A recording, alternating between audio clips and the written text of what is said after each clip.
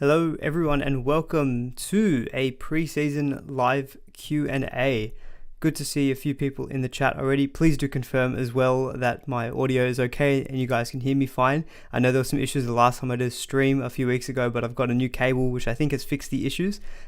So yeah, please do let me know in the live stream chat. But great to see a few people already in the chat asking a few questions. I think generally the premise of this will be a fairly general Q&A just to answer any questions or topics you've got on mind. We'll go for about an hour or so. And yeah, we'll keep it pretty informal. I'll kind of run through my thoughts on my updated draft. Not too many changes, to be honest, from the one that I released on Sunday. But yeah, obviously a few things have come out since then. Obviously, Josh Schuster being a big one, but we'll definitely get onto that. So just to say hello to a few people in the chat. So we've got Mark, Ian, Jeff, David, Nathan, MC, Tour Pro, Gary, Jackson, Jason, Samuel, Benny G, one of my favorites, Moz. Great to see a lot of recurring people from last season as well. So I really appreciate you all being here tonight on this Wednesday evening. And yeah, let's get into it. Let's get the questions flowing. So as much as I can, we'll try to go through questions from top to bottom. But yeah, we'll go from there. And obviously, any point I feel like it, we'll talk about my team. But honestly, it's not too different from what I presented on Sunday. So there was a question from Mark about what would be my ideal team about if I had no salary cap. It's a great question, but it's a really tough one to kind of go through, I think, in detail, because I would obviously say, you know, like I'll quickly mention my top 13. Harry Grant, Joe Tarpany, Ruben Cotter, Cam Murray, Zay Papali'i, Dave Fafita, Nathan Cleary, Nico Hines, Cam Munster, Adam Dewey, Val Holmes, Brian To'o, Ruben Garrick. Fourth centre wing is a bit tough, so remains to be seen. And then probably Teddy and Turbo. I think that would be my ideal kind of 13 to 15 if I was to go with no salary cap, but unfortunately we can't quite get there at the beginning of the season.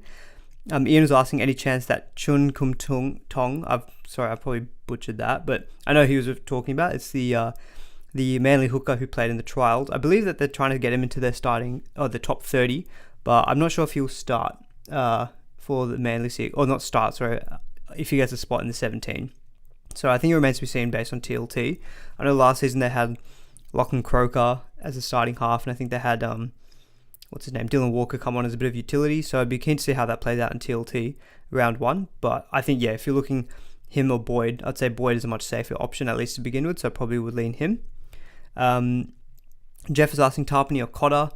I mean, if you've got the funds, I would probably go Tarpany. He's just got dual status added now as well. That was probably that's worth mentioning for this stream as well. Is we've got some players added with dual position. So we've got the likes of Kalaponga now.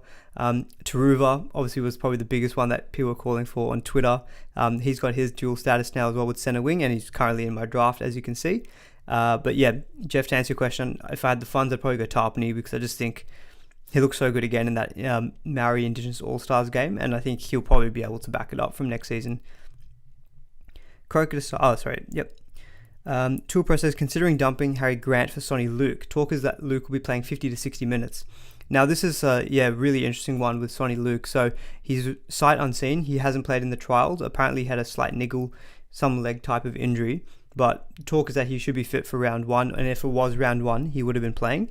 And yeah, I've heard some talk as well that Mitch Kenny's going to continue to play kind of that lower 30-minute role, and Sonny Luke will play the majority of minutes. So it's a really interesting one. Starting with him is obviously a bit of a punt, but I think if we see Sonny Luke first couple of weeks play the 55 minutes that he's potentially going to, very quickly he becomes an easy trade down to. So again, this probably helps with someone like Tanner Boyd. You know, you can use him for dual flexibility. You know, my current hooker combination of Grant and Smith, if it was the case that Sonny Luke came out and was playing indeed those minutes, I'd have a very tough decision to make as to who I'd be selling for Sonny Luke.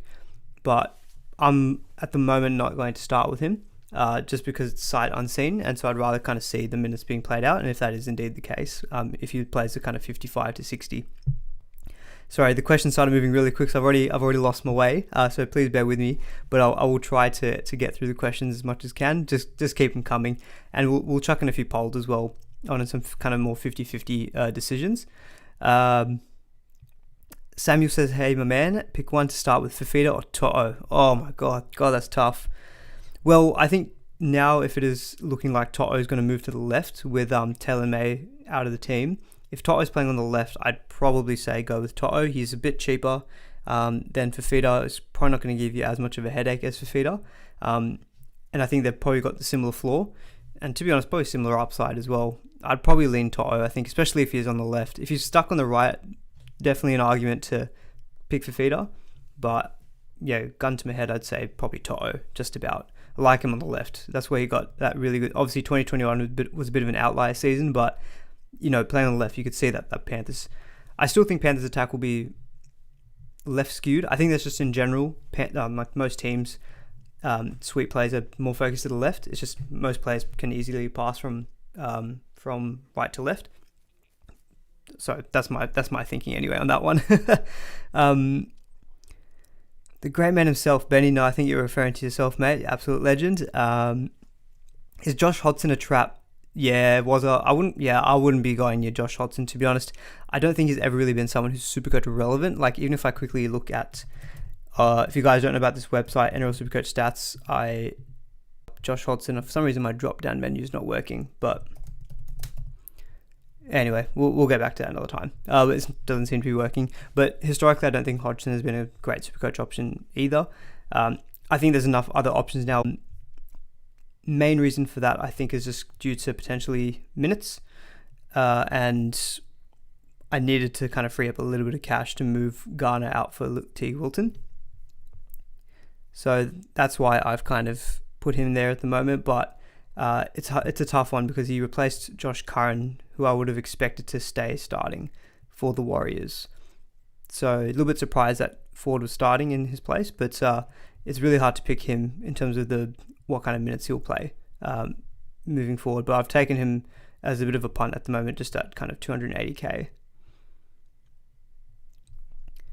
Just getting a message from YouTube saying I'm experiencing a bit of buffering. So hopefully you guys, just if you guys can let me know in the chat as well, if you guys can still hear me okay and the stream is still running kind of smooth enough. I think I had a temporary dropout, but I think we might be back at this point. So yeah, please do let me know as well. How do you think the Bulldogs will go this year? Yeah, I think they'll be improved for sure. I still don't think they'll make the 8. I think it still might take them a year to kind of get maybe into that top 8. I think the top 8 is probably not settled, but it's the competition has definitely deepened, I think, this year with, Tigers getting better, Warriors probably getting better, the Bulldogs getting better. So I think they'll improve. I kind of see them being maybe like around that 9-10 spot in the ladder. But overall, I do think that they'll get better. But there may be some early growing pains just with a lot of new players and still figuring stuff out. So they might not start as good as we expect, but I think over the season they will definitely improve. All good, mate. Yeah, cool. So thank you, guys. No Dylan Walker at Manly this year. Yep, Ian, that's correct. Yeah, so I'm not too familiar, I guess, with the situation at Manly with the rotation with utilities and hookers. So that's kind of the one I would wait until TLT. But David Schuster in the chat, who's a very good source for the Manly Sea Eagles, it's in the surname, I'll give you a hint. He says Manly hooker no chance until at least round 12 plus. So probably kills any chance of that cheapy Manly hooker for us. Okay, yeah, a few questions about Josh Schuster. We may as well get into that. So I'm keen to see what you guys are thinking about doing with Josh Schuster. So he's currently still on my team, but that's just because I haven't actually pushed the buttons yet to make the changes yet. So I'm just leaning towards not starting with Schuster now.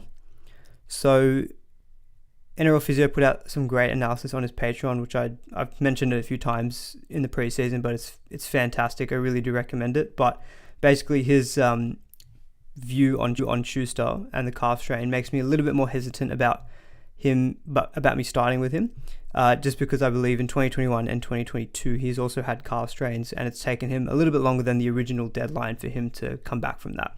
So it's not absolutely crystal clear that he'll be fit for round 3, because obviously he'll be away for round 1, Manly have the bye round 2, and then we expect that he should be back for round 3. Now obviously with price changes, if his first game's not until round 3, his price won't change until the end of round 5. So you've got 4 to 5 weeks where potentially you could use trades, or you could start with another cheapy or start with another position in 5/8 to make some cash or make some points, and then at that point you can trade down to someone like Schuster. So I'm thinking that there's maybe a reason and a scope to, instead of Schuster, maybe try to plug in like another 5/8, which will hopefully get point scoring, and then maybe move down to Schuster.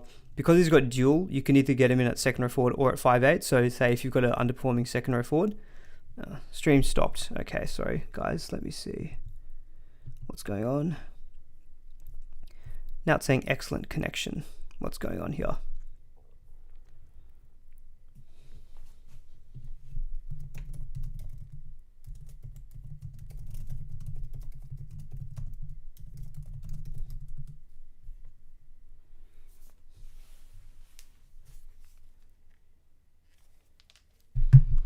Yeah, obviously, yeah, keep letting me know in the chat as well. On my end now, it does say condition is good.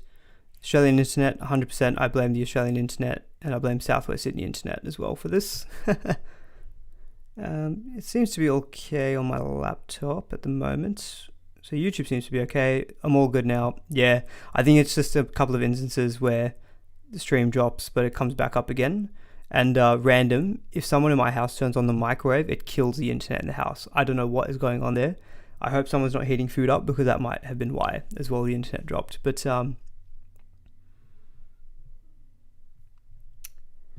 cool. Okay. Well, we'll keep plugging along. Apologies if it keeps dropping. We'll try to pursue as best we can. And yeah, we'll obviously try to make sure I still answer some questions. Okay. So yeah, anyway, so just on Schuster real quick. So yeah, I'm thinking of not starting with him. So I think if I was to get around that, it's kind of it's a bit of a issue in that he's in my 5/8 spot at the moment, and so him being in my 5/8 means there's no real other good cheapies in that spot. So I'd have to kind of restructure my team to go for a more expensive 5/8, potentially like a Burton to start off with, maybe even a KP now that he's got 5/8, and then take some money out maybe of my second row forward instead.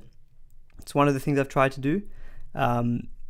So yeah, it's a bit of a tough one, I guess, with Schuster. But I think there is obviously an argument just to start with him and save the trade. But my feeling is that there's enough, maybe, especially in the 5/8 spot where there's upside, you could maybe take a punt on something like Ponga. I know there's a lot of risk with Ponga, but Knights do have that good opening draw. He's probably not going to goal kick, which is a bit of a shame. But maybe first 4 or 5 weeks you start with Ponga, see what he can do, and if it looks like nothing's going well, trade down to Schuster, I guess, if he's got confirmation that he's going to change price by round 4 or 5, or by round 5. So that's kind of the strategy I'm thinking of. The issue will be about how to rebalance my team and take money out of certain positions, so that if I want to go up to Ponga, it's an extra 300k up from Schuster. But that's my current thoughts on Schuster, is that I might not actually start with him from round 1. With TaylorMade out, is Taruva a good buy? I think Taruva, if he gets named, is almost close to a must, just for the fact that he's sub 300k playing for the Panthers, who I know they didn't look very impressive in the World Club Challenge, but they are the best team in the competition still, in my opinion. Even though they've got an early buy, I think at that price you're pretty comfortable, I think, with having Taruva as a good money maker. So even if he's on the right wing or the left, I still think he'll be a good option. So, and yeah, look, TaylorMade will be out for the season, unfortunately, with an ACL. That's a long-term serious injury. So, yeah, I would think that Taruva is pretty locked in if he does get the spot in round 1. What internet provider am I with? I believe I'm with, I think it's Dodo. Is it Dodo? It might be Dodo. Anyway, yeah, internet issues are not fun. But I'm getting told I've got excellent connection at the moment on YouTube. So I'm going to keep plugging ahead until more people say that it's not working. NRL SE Planner is awesome. Yeah, thanks Leonardo. So yeah, guys, obviously I'll give a quick plug for that as well. But I've got my spreadsheet open as well with my current draft. If you guys are interested in accessing the buy planner, I will update this as well very soon with the new dual positions. I haven't quite gotten to that stage yet, but it's a little handy tool I made over the preseason. You can look at player prices and the players and what their round 1 fixtures are, but even moving ahead to say any other round later in the season, you can see the draw that they've got. And what's probably more helpful for that is that you can then see what the draw is long term for each of those players picked in your round one teams, so it kind of helps you just navigate and get a good visualization of who has buys in certain weeks. In addition to that, you've got the ability to also sort the draw by difficulty, which you can customize the difficulty key in this tab here. And yeah, you can sort, say, if you wanted to see who's got the best 6-week draw from round 3 onwards, you can do that here, and it will tell you that the Cowboys have got the best because they will sort on this side here.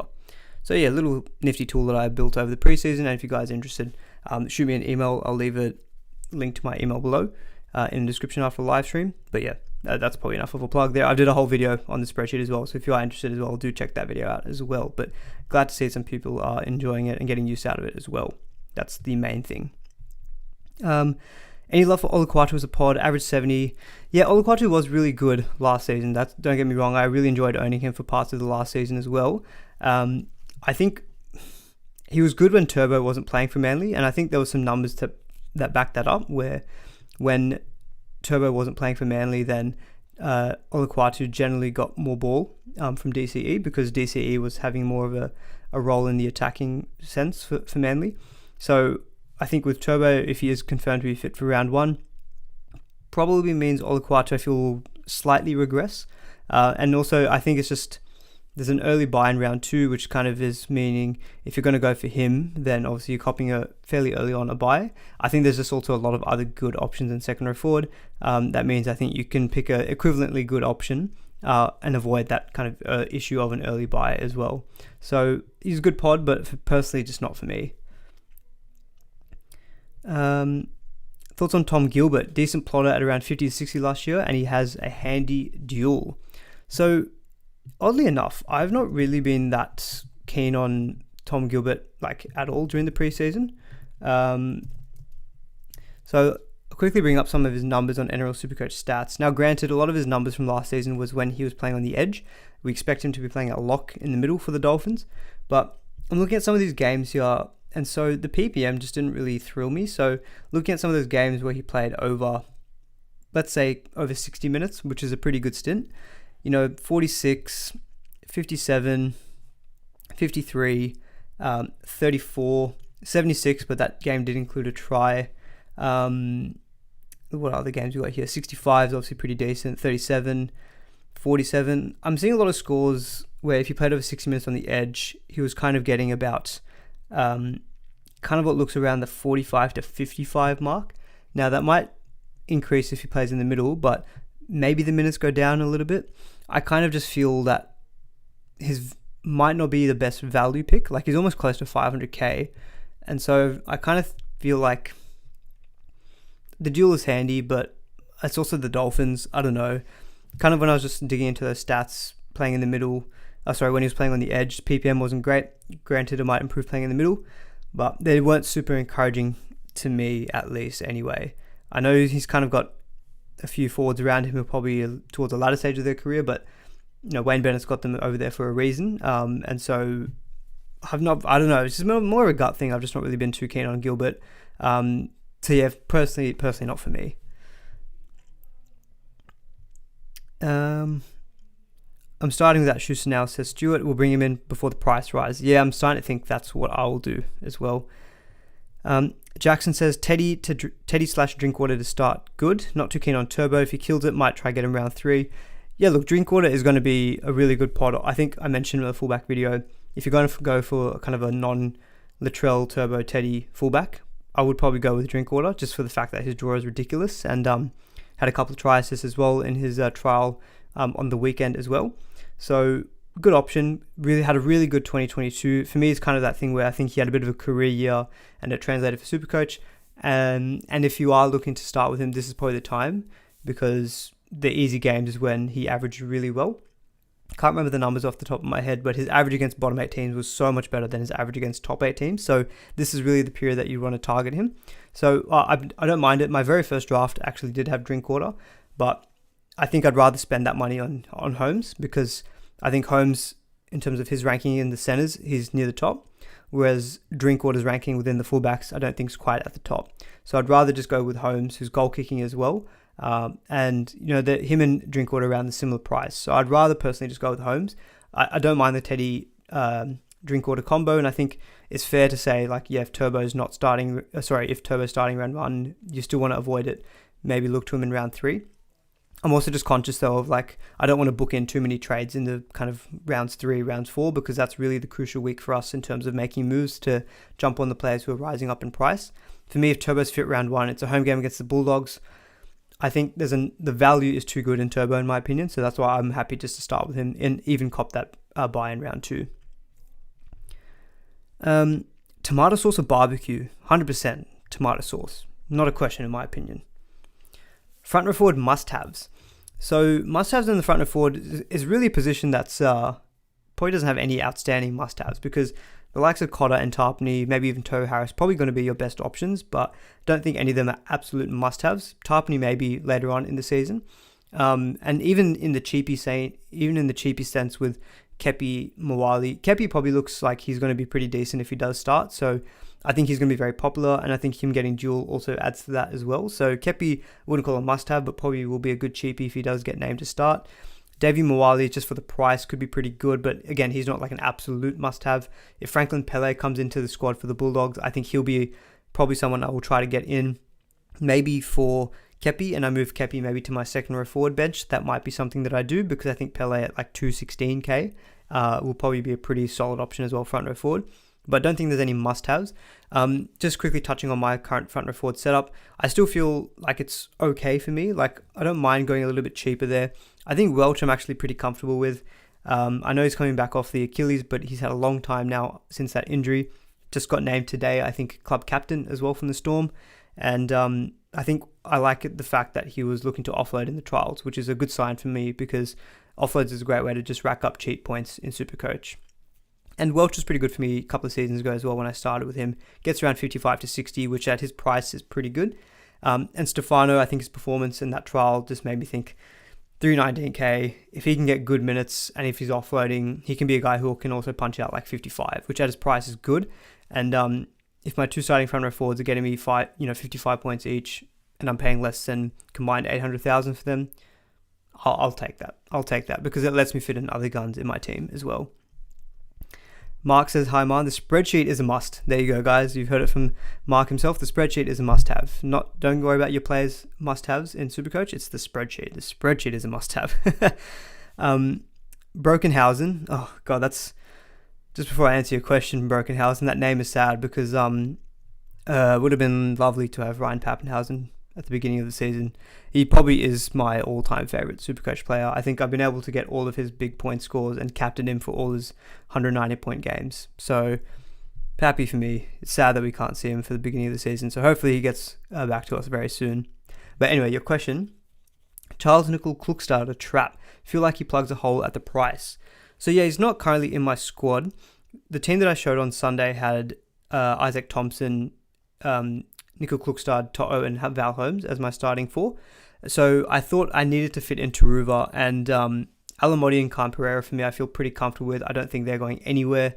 And Warbrick I put in now as well because I think I've actually just read a report from a few hours ago from the Melbourne Storm that Dean Eremaya has actually got a torn ACL. So really bad news for him. And so yeah, hopefully wish the best for him. But Dean Eremaya was probably one of the main competition on the wing for the Storm. If he's out with an ACL, he's gone for the season. So Warbrick's security could be actually really good. And he had a good performance on the trials as well. So I think if he's there named round 1, with the knowledge that Eremaya is out now with an ACL, for me, Warbrick becomes almost close to a must cheapy as well. You know, he's playing on the end of a good squad in the Storm as well. So when I was deciding then, okay, I have to sacrifice one of Isaac Thompson or Nickel Klukstad for Taruva. I don't think CNK is a trap, to answer your question, but the reason I went with selling him instead of Isaac Thompson was just that Isaac Thompson is just playing for the better team. And I saw some good signs out of the Rabbitohs in general. Their attack looked really good, albeit against the Dragons, who probably weren't the best opposition or the best benchmark of defense either. But Isaac Thompson, he looks like that kind of body that could be good to get some base stats. I think just playing for the Rabbitohs and being a winger for the Rabbitohs is always a good thing. Nickel Klukstad, I kind of see him being a guy who will get you around 40 to 50 a week. No frills. Occasionally, if he scores a try, he'll get you into the 65, maybe to the 70. Whereas I see Isaac Thompson be able to hit that maybe a bit more frequently just for the fact that he's playing on the end of a good Rabbitohs attack. I think his base average last year was 28. So his floor and Nickel Klukstad's floor, maybe not too dissimilar, but I think maybe there's a greater chance of Thompson getting more regularly attacking stats. So I don't think CNK is a trap, but that's the reason why I decided to sell him for Taruva instead of Isaac Thompson. Okay, let's see. Thoughts on Jake Trbojevic duel? Yeah, not Turbo. Gerbo is going to be real interesting, I think, now that he's got that second row forward, front row forward. Because I think at second row forward, there was probably no chance you were going to get Gerbo in your squad. But now that he's in the front row forward as an option, 528k, it's not a bad price either. And we know that if his role is simply play as a prop for Manly, just do 50 something minutes, then there's a good chance of some good base stats as well for Gerbo. So I think he'll be an option. Again, I'm probably not going to start with him just because of the fact that early buy round 2, and I kind of want to see what the minutes play out to be. He's not going to be highly owned, and I don't think he'll be someone who hurts you. So again, it's one of those players I'm happy to kind of pass on to begin the year, see how he goes. But don't think he'll be a bad option. And he'll be better now as well that he's got dual compared to the last couple of seasons. Foz Clip says, hey mate, sorry if this has been asked, but thoughts on moving Schuster up to second row forward and getting someone like Ponga, Martin or Katoa in 5'8" spot for the first few rounds to make some coin. Katoa I'm probably not too keen on. I don't feel like he's going to get the start for the Dolphins in the first round. Tamara Martin maybe, but what's Tamara Martin's price? Let's have a quick look. To be honest, I haven't really considered Tamara Martin. He's 400k. It's kind of an awkward price. To be honest, I would just take a chance on Ponga if I was going to do that. I know there's an extra 100k, but it's Ponga, and the Knights have got a pretty good opening draw.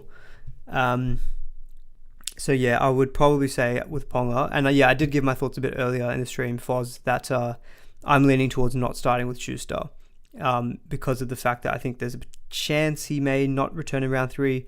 He's had previous issues with calf strains and getting back on time or as scheduled. And so he's in a key position as well at 5'8". So I think eventually I will probably take out Schuster of my squad, and probably something I can do in the stream as well. Thoughts on anti-potting Welch with Nas? No, Stuart, I feel like that's kind of overthinking, if I'll be honest. I feel like it's one of those ones where, Nas is, I think he's cheap. He's more expensive than Welch. Yeah, he's almost like 100k more expensive. I think Welch will play more minutes than him anyway. And I think if Welch is offloading, I think you're more likely to just get safe scores out of Welch. So, no, I wouldn't be anti-potting Welch in that sense. I think that's kind of overthinking it, in my honest opinion. Thoughts on both Fermor? Not really keen on Fafita and currently have Fermor. Yeah, Jason, so if you go back to my second row forward video, so it was a few weeks ago now, I think I just mentioned that the prices between Fafita and Fermor are so similar. I would just go Fafita because we just know the ridiculous ceiling that he's got. I think he scored like 70 plus in Supercoach points on that trial when he had that one flick try assist, and he had a bit of a run to set up another try. He's just that guy who's got that crazy upside. Both Fermor can really profit, I think, playing out of Kieran Foran though, for sure, but he scored like 10 plus tries last season, or he scored a lot of tries. I just don't know if that's easily as replicated. Fafita in a down year, we would say, still average more than Bo Fermor. So for me, I would just chase ceiling and go Fafita, despite how frustrating he can be to watch and own. Gavin says, only one Cowboy to start with their incredible draw. That's true. I've only got Val Holmes, Gavin, but the thing for me is that the Cowboys now they're priced as a top 14. So the likes of Cotter, Drinkwater, Val Holmes, they're not cheap like what we had last year when Drinkwater first came into the team. You could actually buy him for like 400 something K. Even Val Holmes, I think you could buy him at like 500 something thousand or like early 600s. They're now priced at kind of top 4 level. So it's much harder to fit them in. And so for me, if I was to get another Cowboys player, maybe Murray Taulagi, maybe Scott Drinkwater, but the cash doesn't really work for me. I'm not going to go with someone like Tom Dearden or Chad Townsend. Nanai, I guess, is an option, but he's a little bit cheaper than Fafita, and I just think, he's a gun, NRL gun. Good argument to say he'll score, if not 17 tries, let's say 14 tries or whatever he scored from last season. But I'm taking the chance that he's going to not score as many tries, therefore not average close to what he was priced at the moment, and I'll take upside of Fafita. Dual Position Podcast is in the house. He's saying, answering Tool Pro's question about how many minutes do you expect from Teague Wilton? Dual Position Podcast says 100. Obviously, Josh from Dual Position is the biggest Teague Wilton fan I've ever seen on Twitter. For good reason. Wilton actually has been pretty good in the trials, scored a double. I've currently got him in my team as well. Minutes wise, I'll let Dual Position maybe have his say as well in the chat, but I'm expecting maybe around 60, 65. I do think Wade Graham will still be on the bench for the Sharks, but hopefully Fitzgibbon realises that his team's attack is so much better with Teague Wilton on the left edge. It unlocks Talakai and Mulatalo. Wade Graham kind of killed that left side attack to an extent last season. So hopefully Wilton just progresses with his minutes, and I'd hope for 60 plus. Thoughts on captaining Tavita Totola round 1? Yeah, look, Tavita Totola could be a good, nice pod front row forward now that we've had a few middle injuries at the Rabbitohs in Havili and Harmisele. So maybe he's an option, but I'm not captaining him, mate. Mitch Barnett, double question mark. It's kind of hard just predicting, I guess, Warriors minutes. Now, if there is one forward from the Warriors I would get, it would probably be Marata Niokore. Now, so Barnett's kind of, again, awkward price at 536k. He's got dual, I guess, which is good, but Niokore is like 419k. It's like a solid 110k cheaper. And I can only give credit to the minutes discussion to Anton Posa on Twitter. Biggest Warriors fan I've met. I had to kind of pick his brain when I was looking at the 2RF video. But he feels that Murata should get 70 plus, if not 80 minutes on an edge. Thinks he'll be a really important kind of player for the Warriors. Expects, I think, the likes of Niokore, Tohu Harris, and probably Barnett to actually get good minutes in the forward pack. So I think Barnett, I mean, if we ever get Barnett goal kicking again as well, that'd be fantastic. But I think at his price tag, if you're looking to go for a punt in the Warriors forwards, I'd probably just go with Niokore with the knowledge that he's that much cheaper. And you still have some options around Niokore and like Ghana, Katoa. I think Egan Butcher's around the same price. Wilson's not too far away. So there's a few mid-rangers second row forward. So yes, I would probably just lean with Niokore, in my opinion, as a punt. And honestly, there is a good chance I do end up with Niokore in my round 1 team. I think that he's one of the mid-range second row forwards I'm a bit more high on. If Dom Young goes to the Roosters on a swap deal, would you try and get him in? So Dom Young's not super cheap, is he? He's 550k. I don't think Tupou's not that much cheaper. Sorry, 605k. So it's 50k more. How much is Suli? If I can spell it correctly. 590. So he's not priced too differently. I mean, if Dong Young comes in straight away, he'd be probably taking the right wing spot. A backline of Tupou, Suoli'i, Manu, Teddy, Dom Young sounds quite nice. I don't think I'd try to get him in though. I'm a little bit conscious of just the Roosters having that bye pretty early on, so I'm happy enough with Teddy and Cheese at the moment. Okay, let's go a few more questions. How are we on? 35 minutes. All right, we'll go for another 20, 25 minutes.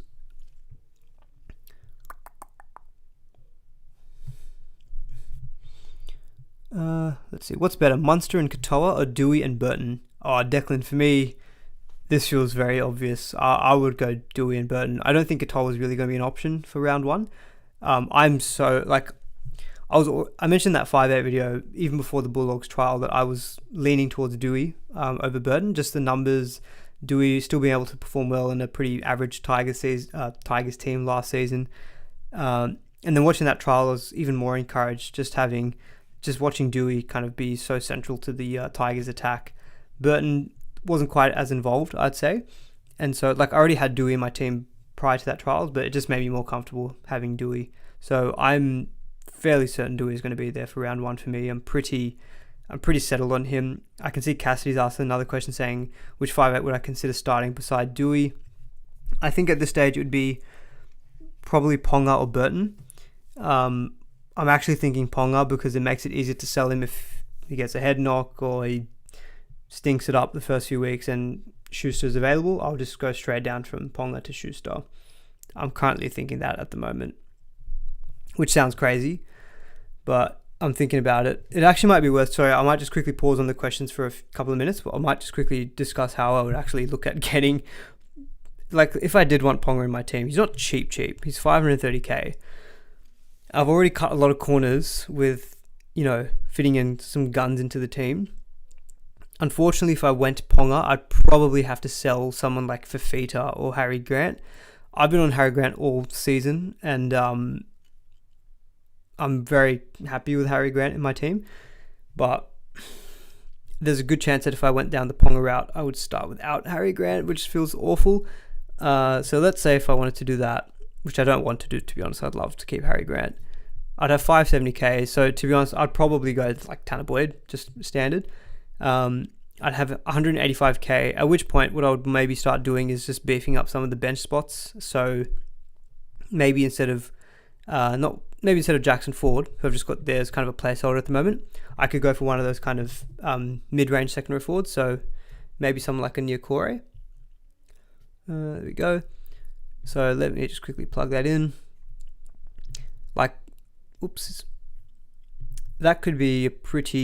That could be something that I do. I know it sucks now that I've not got Harry Grant, but sacrifices need to be made, and I think I'm going to start with Nico Hines over Grant if it comes down to that being the 50-50.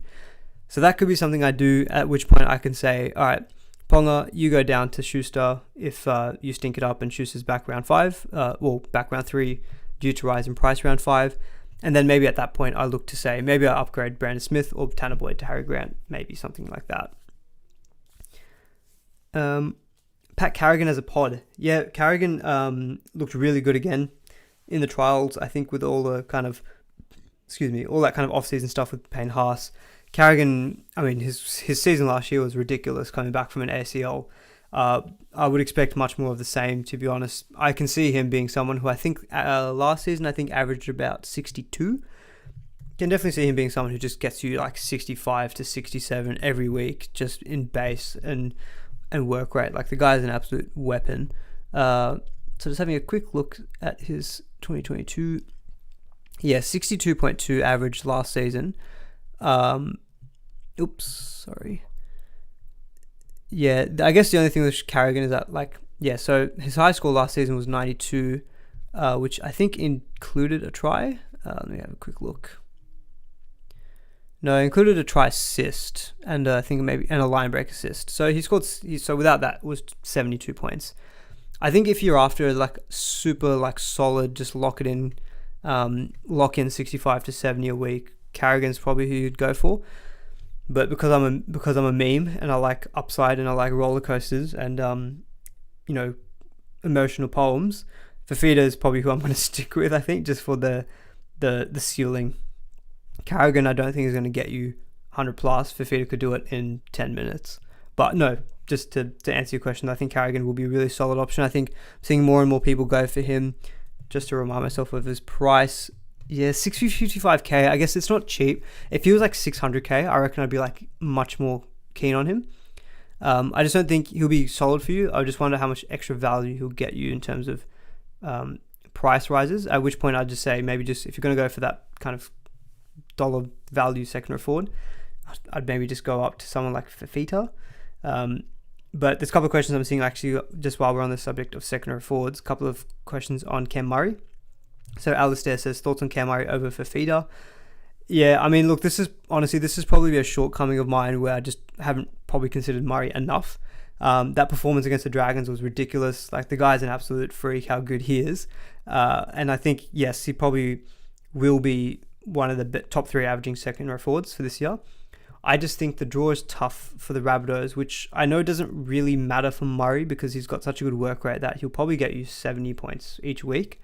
I think he will hold his value. I don't think he'll be someone who will go down in price so much. My ad block has been updated. Well, that's fine. I don't think he'll be someone whose price will change too much. I just wonder at the price saving with Fafita, can I maybe take a chance of getting more higher upside scores from Fifi, knowing that he's got probably a slightly better draw to begin the season. But I think if you want to avoid the headache of someone like Fafita and you just want to lock in your best possible second forward gun, I'd probably go Cam Murray. I don't think I've got quite enough money to do that in this current setup. No, I'm about 7k short. So, that could be remedied pretty easily if, say, for example, of how would I get 7k? It could be a case of going Wilton down to Katoa, Wilton down to Garner. That could maybe get me Cam Murray, but I don't know. I kind of like Fafita. I just think the guy averaged 65, and we're all saying, what the hell did he do last season? So I kind of like that. Would you go Tino or Manu, given he's fit for round 1? So this is from Cody. I'd actually go Tino.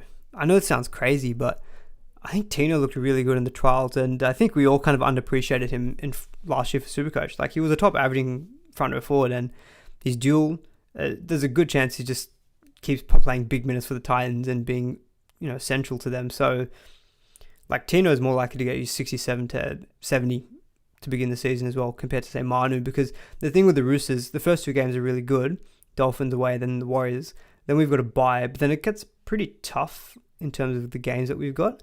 So I kind of think I would just go with Tino, to be honest, if you're going between one of those two. Like, I personally wouldn't start with Tino myself, but if that's your 50-50, Cody, I'd probably actually go Tino, to be honest. Dane Gagai, a good pod from Donge. So, I know I'm talking about maybe starting with Ponga, and so that obviously shows that I've got some faith in the Knights, but I don't know. I think Gagai could be a good pod, like 1% ownership, sub 600k. He's got really good base stats. That was one of the good things he had done from last year. Really good base stats. I just don't know how good the Knights are going to be. And for me, it feels okay with Ponga because I feel like there's going to be hopefully a very easy exit route with Schuster. To be honest, I'm sure you could actually do the same thing with Gagai, where you say there's a bunch of center wings that you could trade down to if he flops for the first few weeks. So I think, yeah, he's probably one of the better ones, I'd say, to take a punt on, because Knights have got a good draw and he's got pretty good base stats, so he won't give you too many bad scores. I just think at 589k, I'd maybe look to someone like Murray Taulagi, if I'll be honest. I think Taulagi is similar price, better draw, and a better team. So I think if you're going to go for a pod route, I'd probably lean, around this price range, I'd probably actually go Taulagi. Thoughts on Dylan Brown at his price point? I can't believe we've gone 45 minutes into the stream and I haven't once mentioned Dylan Brown. My boy. Behind Pappenhausen as my favourite Supercoach option, I'd probably have to say it's Dylan Brown, number 2. So for me with Dylan Brown, like, I know I'm going to remove all my biases as well. Like, 780k, you're paying top dollar now for Dylan Brown. Like, you're paying for him a 74 average, which I just don't think you'll get to begin the year. I know he had good scores against good teams last season because his base stats are ridiculous. I just look at Melbourne, Sharks, Manly, Panthers, Roosters, first 5 weeks, and I think, do I think he'll average 74? No, I think he's more likely to get me 60 to 65, so he's maybe like 10 points under his average. For me, someone like Dewey, who's coming in like 160k cheaper, goal kicking, Tigers' first 3 games are much better than Parramatta. Dewey's proven in the past that he can still get good scores even playing in a bad team. For me, it just makes me lean towards Dewey and not having Dylan Brown. And the idea is that with Dylan Brown, ideally if he underperforms those first 5 weeks, hopefully we can pick him up in round 6 when you can see that the Parramatta draw really does open up. Tigers, Bulldogs, Broncos, Knights, Titans, Raiders, it definitely opens up from round 5 onward. And the good thing with Parramatta is that they play in all of the major bye weeks. So, Dylan Brown being a New Zealander, so not eligible for State of Origin, will just be a nice solid hold, I think, during that Origin period when we're going to have a lot of players missing out. So, for me, he's definitely someone I've got my eye on, but I think I'll be trying to plan to get him in around that round 5-6 point. And then at that point, I think he'd be someone I'd be looking to keep throughout that midpoint of the season, and then we can reassess after that. So I just don't think his price point justifies what you'll get from him at least the first 5-6 weeks of the year. Best centre wing under 460k that I don't own. Well, let's see. Off the top of my head, Xavier Coates, is he sub 460k? No, I think Xavier Coates is maybe a little bit more expensive than that. I would have said Coates just for the fact that he's playing for Storm and's got a big ceiling. Yeah, so Xavier Coates is 466k. I would have said him just because I know he gives you those 10, 15 point scores, but he can give you those 100 plus point scores as well. So I would have said probably Coates if you've got an extra 6k that you can get. I mean, looking at that list, it's a bit grim, to be honest. Like, I don't think there's anyone really who stands out. Probably Perham. Probably Hayes Perham or Nickel Klukstad. So originally I did have Perham, but I'm happy enough to, I think, go without. I think the Bulldogs, I just feel like they will be good, but maybe have some growing pains to begin the year. And I've actually just seen, sorry, this is on a different question, but from Brokenhausen about Marzu. To answer that early person's question about Gagai, I think if you're going to take a Knights pod, I'd actually just go Marzu. I think I remember saying that in the Centre Wing video as well. I think Marzu was just ridiculous on the weekend in the trials. He's always tempting because he's a tackle buster, try scorer. He's a freak of nature, like the guy. And Brokenhausen says, talk me out of it because I do feel dirty doing it. Mate, you know what? I'm not going to talk you out of it. If you've got a feeling that you want to go with Marzu, be my guest. Just enjoy it's like a guilty pleasure.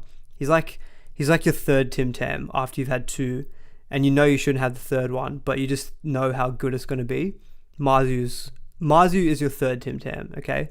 So I would say that, look, I don't think he's the worst pod. It's just a question of, we know his potential, but he's got massive defensive issues, which is why he always seems to get dropped from the teams that he plays for.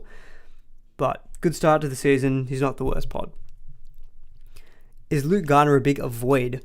Yeah, so Garner obviously had a pretty poor performance, as well as the Panthers in general, to be honest. So calling it a big avoid, I wouldn't say that, but I'm put off enough that I think maybe there's a buy in round 3. Let's see how he goes. If I start with someone like a Wilton, Garner kills it, we've got an option to trade down to him. So that's kind of how I'm thinking at the moment. I think there's a good chance that I don't start with Garner now. Also, it depends on TLT, of course, because Hosking actually played quite well. Hopefully Liam Martin is fit for round 1, because if Liam Martin is fit and takes up one edge, we should hopefully get more clarity as if it's Garner or Hosking on the other edge. The issue will be if Liam Martin's not fit for round 1, and then we have both Garner and Hosking. It doesn't really give us any clarity, but for now, there's enough doubt in my head that I think I'll go with Wilton instead, who's got a bit of a ceiling, or maybe I'll go with Niokore instead, or Eli Katoa, who's actually, there's a bit of question about Eli Katoa from Hani Najjar, says, is Eli Katoa a buy? And then he says Loiero or Katoa. So yeah, it seems as though Loiero and Loiero and Katoa are going to be the two starting edges for the Storm. So I'm not that keen, to be honest, on Loiero. So I dug into his... No, dug, is that even a word? Loiero. I looked at his numbers when he played more than like 50 minutes, and I'll be honest, I wasn't too keen on them. So looking at some of his games last season. So I'm going to look at games where he played over 50 minutes, which granted, there's not many from last season because he was coming off the bench, but we've got round 1 where he played 58. He scored 71 points, which included a try, 38 base. Another game where he played 80 minutes on an edge, scored 38 points with 30 base. So that's only a 2-game sample size, granted, quite small. 43-minute game, he scored a base of 38. So I'm kind of thinking, even if he plays 55, 60 minutes, even if he plays 80, is he going to be a massive point scorer? He might score 40 points, 45 points, which I guess at his price tag is still value. But I just wonder, is he going to just be maybe like a slow burn cow? Maybe not like a massive cash cow? That's my kind of initial read on Loiero. So I think, to be honest, if I was going on the 2, I'd go Katoa, because I think Katoa's got that ceiling. Granted, probably doesn't have as good base as Loiero, but I think he's got more of that ability to score a try as well. So, yeah, okay, sorry. So we're on 2021 now, just for context. I wanted to finish up talking about Loiero. I know quite a few people are considering him. So again, obviously only looking at over 50-minute games. So there was a game last in 2021 where he scored 50 in base, which is encouraging. 62 minutes in a game where he scored 38 with 40 in base, and an 80-minute game where he scored 49 in base. So his base stats seemed to drop a little bit last season, but it seems as though he'll be someone who gets you between 30 and 40 base in good minute games, with potential for attacking upside. So I think if you're looking at that, you're looking at someone who, probably will get you maybe 40 to 50 comfortably each week, which to be honest, at his price of 365k, it is good value. So maybe I need to consider Liero a bit more. I think if if you're going to go for one of the two, I'd still prefer Katoa just for the ceiling, but Liero does seem to be pretty good value as well. So definitely is a worthwhile someone worthwhile considering, I think, for your round one team. Currently not my squad, but that's more of a money thing. I could go down to him from Niokore, but yeah. Sean Russell with a great trial game. Yeah, Sean Russell actually is someone I've not really thought about too much as well, but Eels are a good team, and we know that the wingers for the Eels generally do score quite well. Again, for me, it's kind of it's a bit of a draw thing. The draw is not ideal. So for now, I'm happy to kind of run with the center wing configuration that I've got, but don't think he'll be a bad option.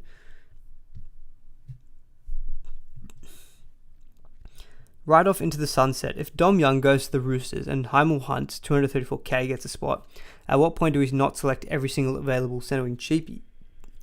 So if you haven't watched my center wing video, I do recommend checking that out just for some of my commentary that I mentioned at the beginning of that video. Essentially, I don't normally like to go all cheapy in my center wing because I think it's such a volatile position, and especially when you're looking at cheapies from like the poorer teams, like say a Heimel Hunt, a cheapie like Isaac Thompson, Taruva, even Nico Klukstad.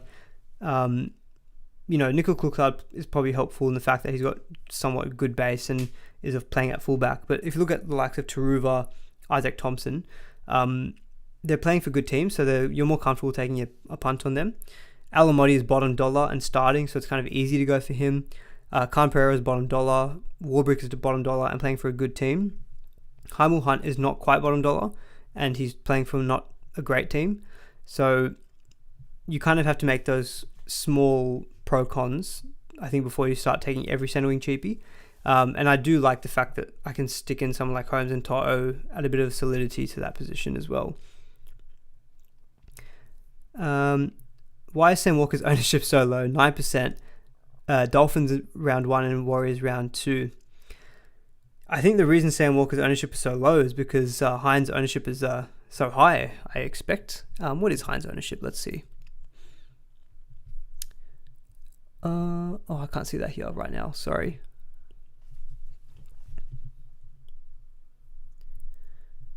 Oh, sorry, I've got the filter on still. 1 second. So Hines is 30% owned. Jesus. So he was about 20%, I think, when I pulled my halfback video stats. Now he's gone up by 10%. A lot of this probably due to the fact that he played so well in the trials. I think the risk with Sam Walker, I think if I know someone like SC Spy from SC Playbook, who's got a strategy where he's going to start with Sam Walker and then look to move him to Nico Hines. So his thinking is, capitalize on the round 1, round 2 games against the Dolphins and the Warriors. And then in round 3, is it round 3? Sorry, round 4 when he's got a bye. At that point, Hines has got Dragons, which is potential captaincy. So I think his ideal is that if he's got enough money in the bank, Sam Walker goes up in price, Hines goes down in price that 1 week, he'll have enough funds to make that switch and capitalize on the points there. But I think his strategy, also him including having multiple second or forward guns, that he will trade down to one of the mid-ranges, at which point then he gets more cash to make up the ground to Hines. I don't think that's a pretty solid strategy in my opinion. It's not bad.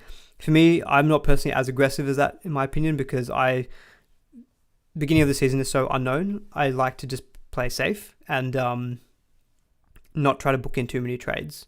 But I think Sam Walker will do well for the first couple of weeks. But for me, I know I'm going to want Hines round 4 or 5, so I'm just going to stick with him from round 1. And sorry, I should have also mentioned this earlier. Thank you so much to Benny G for becoming a member of Martin Talks NRL SuperCoach. Really, really appreciate that, mate. Anyone else who's interested in becoming a member, I believe there's a join button at the bottom of the stream. Correct me if I'm wrong. No real additional perks, I guess, apart from you get instant access to my planner spreadsheet, which I showed a little bit earlier.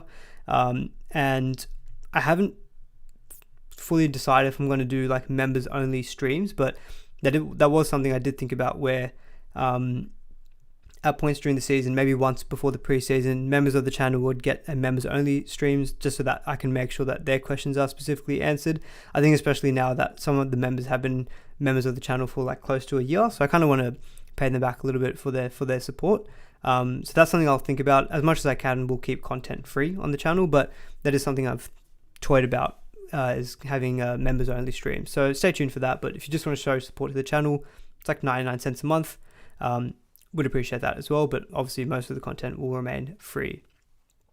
So we've got maybe a few more minutes to go, so we'll kind of run through a few more questions. But this is how I'm currently thinking with the team if I was to go with a no Schuster route. It sucks not having Harry Grant anymore, so I'm going to be umming and ahhing about it so much. I mean, I could like drop Fafita to like another mid-range or second row forward, but yeah, haven't decided yet. Sorry, before I get onto a couple more questions as well, Tool Pros made a great point. What's my league code? So yes, if you want to join my unlimited group league, the code is 421648. So that's the code. I will put a link in the description below as well, which should be for an Insta join. Now I haven't got prizes sorted out at the moment. Apologies. Given that I'm kind of running this on my own, I'll need to think about how to do a good prize, because I do want to try to give some kind of a reward to people who are joining the league and who are, the overall winner, I guess, at the end of the season. Could be monetary. I know I've had the SuperCoach rings company reach out to me as well, so could maybe potentially organize that. So feel free to join, though. Code, as I mentioned, 421648, and I will keep you all updated on potential prizes as well. And yes, please guys, do also like the stream. Really appreciate the support, and appreciate you guys sticking through the initial stream issues. I think we've been able to get over that though, thankfully. Heatwave says, is Taruva going to get a wing DPP in SC? Yeah, he's already got it now. So he's got his center wing fullback status. So you can get Taruva in your center wings now. So get him in. Thoughts on Tommy Talau or Remus Smith? I think of the two, I would go with Tommy Talau. I've never really been too impressed with... what's his name? Remus Smith from a SuperCoach standpoint. Talau has had he's had one good season before the Tigers. I like the Tigers draw as well, but so yeah, I'd probably lean slightly with Tommy Talau. Yeah, good point, Benny. Sorry, I didn't really keep that in mind. In future, I'll make sure I don't just go showing that around. Antipod Cleary and bring him in round 5 against St. Merge. Oh, I can't Antipod Cleary. I know, Benny, you're a rogue man. You love your punts. You love going against the grain. I don't think I can do it. Like Broncos, I mean, the draw is not easy, right? Broncos, Rabbitohs, Parramatta, Raiders. I just can't do it. I just know how good he is, and I know I'm going to want him eventually. So I'm just going to start with him. I know it's probably not the most logical or well thought out answer, but I just can't do it personally. All right, we'll do 2 more questions, and then we'll wrap up the stream. So, Kane says, do you think having 2 Stormbacks could profit well? Remus Smith and Coates. Yeah, just as I mentioned, Remus Smith, not too keen on him personally. Coates is okay because he's got a bit more of a ceiling than Remus Smith, but no, I don't think I would. I don't think I'd start with both, especially now if you've got Warbrick as well. If he potentially comes an option at 200k, I don't think you need to go spending too much more than, to be honest, in the Storm. To be honest, the Storm center wingers never really seem to be the best options for SuperCoach. The best options for the SuperCoach for the Storm are the spine, like Harry Grant, Munster, Hughes, Pappenhausen. To be honest, they're the ones who dictate everything in that team. I find that the wingers and centers don't typically have as good SuperCoach pedigree. So if you're like, for example, I'd rather instead go with, say, 2 Panthers backs. It's like a Taruva, and obviously Toto's more expensive. But no, personally, I don't think you actually need to load up too much on Storm backs. Ian says, Corey Oates as a pod. Yeah, so if you haven't watched the centering video, I actually went into much more detail about Corey Oates because there was a couple of questions about him as a pod option. Broncos do have a pretty good run from round 3 onwards. For me, though, he's just obviously very try-reliant, and I don't know. I feel like I'd rather take more of a chance on someone like Murray Taulagi, who I think is playing for probably a better team. That's more likely to score more tries with a better draw, in my opinion. So I personally am not too keen on Oates as a pod, but Broncos do have a pretty good draw. I think, to be honest, you don't have to go for pods for pod's sake. I think if you're going to go for a Broncos player, backline player that is, I'd probably go with Stags or Cobbo, to be honest. Because I think they've got more of a SuperCoach friendly game. I know Cobbo makes a lot of errors, but he's explosive, as is Stags, and they've got a little bit more of a ceiling. So yeah, I think we'll wrap up the stream on the note of Selwyn, Cobbo, and Katoni Stags, two of my favourite players from 2022 SuperCoach. Sai, I've seen your question on Trent Loiero. If you wind back about 10 minutes ago, we spent quite a bit of time talking about Trent Loiero. So yeah, I'll try to add timestamps as well where possible. But yeah, guys, we'll wrap up the stream there. Thank you all for joining me on this Wednesday evening. Appreciate that there were some stream issues, but do please give the stream a like on the way out as well. And yeah, let me know in the comments below as well if there's any ideas for videos that you'd like to see in the preseason. I am definitely going to try to do a rate your team's stream as well, if not a recorded video. So I will keep a lookout on my YouTube and on my Twitter handle. I'll put my Twitter handle in the description below. Keep your eyes out. I will post out a tweet or a YouTube post as well requesting for people to start dropping in screenshots of their teams that I can do for Rate My Teams. So yeah, follow me on Twitter. Subscribe to the channel as well so that you can see that post as well. So that if you want to see your team reviewed or rated, we can obviously look to do that in the preseason. That is something I know that a lot of people do ask for. So as best as I can, we'll try to do that as well. But we'll keep it, we'll wrap it up there. Thanks everyone for joining in, and see you all in the next video or stream.